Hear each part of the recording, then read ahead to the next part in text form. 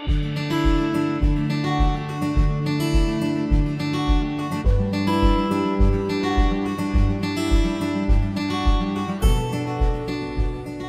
is Paul Messink.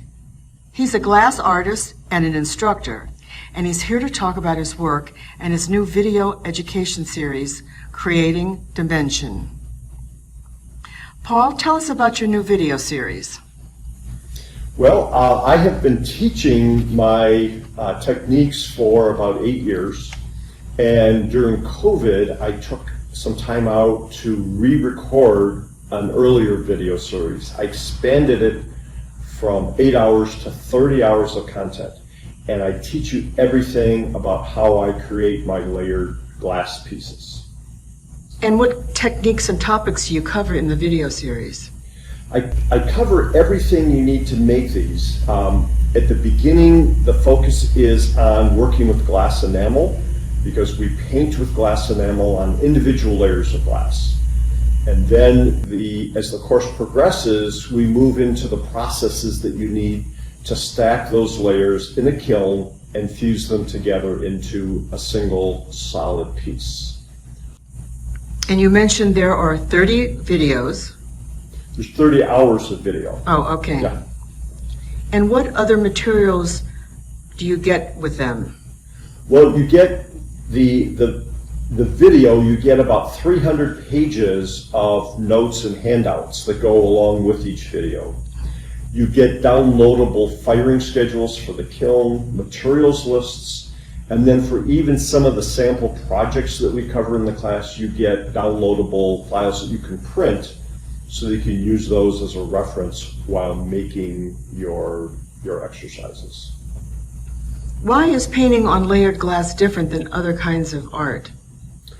Well, the biggest issue that you deal with in my technique is at the end we fuse all the layers together in a kiln, and the kiln gets to almost 1500 degrees. So most materials that you think about as paint, whether it's oil paint or acrylic, those would burn up at that heat. So we have to use something called glass enamel. Glass enamel is essentially the color, the pigment that you add to glass to turn it different colors.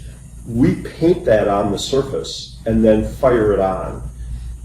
And these enamels are specially designed so they withstand the heat in the kiln. So the material is different. Then the other thing that's different is normally in a painting, you're painting on a single surface, a canvas or a watercolor paper or a board. We divide an image into multiple layers and we paint a different part of the image on each layer. So then when they're stacked together, you get a lot of dimension. You can see that some trees are in the foreground and other trees are in the background. So this is a piece called Misty Morning. It's 9 layers of glass. So the very back layer is a layer of white, and then the other 8 layers have trees painted on them, a different tree in each layer. So this is essentially the same piece, but I have the layers as individual layers, but they have not been fused or melted together. And so you can see from here that a different part of that image is on each layer. And as you go into the background, the trees get thinner and smaller. In my style, the colors get lighter because typically my trees kind of fade into a white or a gray background. And then the back layer has just a little bit of background color. When you finish with your layers, such as the blue, then what is the process to fuse them? Well, once they're painted, they go into my kiln. They go in there and I heat them to 1100 degrees, and that burns the enamel onto the surface of the glass. But when all the layers are complete and everything's been fired on, then I stack them on the floor of the kiln, and then I have to surround them with special ceramic, very smooth ceramic.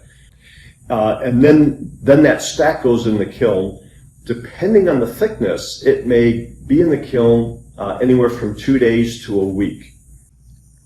For your students, for the video instruction, what is the typical layering? How many layers do the students produce? We start in a somewhat smaller format. We usually work in a 6-inch by 8-inch size, and this is 8 by 10. So it's a little less than half of this, or a little more than half of this size. And they usually work with 7 layers rather than 9 layers. What would be the expectation of someone who's never done this before that wanted to take this class? What could be their expectation for final product? I get that question a lot because I get people that say, "Well, I've never painted before. I'm afraid of a paintbrush." I geared the class so that even if you've never painted before, you're going to learn some great techniques. The very first technique I teach is a stencil technique, so that you don't feel like you have to be Picasso right away or Rembrandt. And it's often easier to cut a stencil out of clear plastic than to pick up a brush and start doing things. So I start at a very basic level. We start with some very simple exercises and then work up to trees or mountains. And my new series has lots of demos. In the 30 hours of video content, it's probably about 15 hours of instruction and 15 hours of demos. So I demo everything from how to do stencils, how to use the brush, how to use other tools like a sponge or a palette knife. And we just explore a lot of things. I've got demos on how to do water scenes and how to do clouds, for example, or mountains. Can the videos be streamed? Yes, all the videos come in a streaming format so that you can watch them on a computer or on a tablet. But when you buy the videos, they never expire. You can watch them over and over. So if there's a particular demo that you are trying to reproduce and it didn't turn out well the first time, you can go back and rewatch it as often as you want. Paul, how can people find out more information if they're interested? Well, go to my 2 websites. The first one is CoachellaGlassworksedu.com, and that has information on all the videos. The videos are packaged into 4 series, so there's 4 courses that you can buy, but you can save money and buy the entire bundle together. And then the second website is CoachellaGlassworks.com. And that is the site where you would buy the enamels and the glass and the tools and so forth.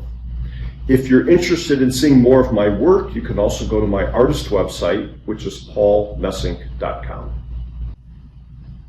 I enjoyed learning about your technique right now in your recent video series. Knowing you a little bit, I know how organized you are, and so I'd like to take the class myself. Let me sign up right now. All right, I'll sign you up for my next live class.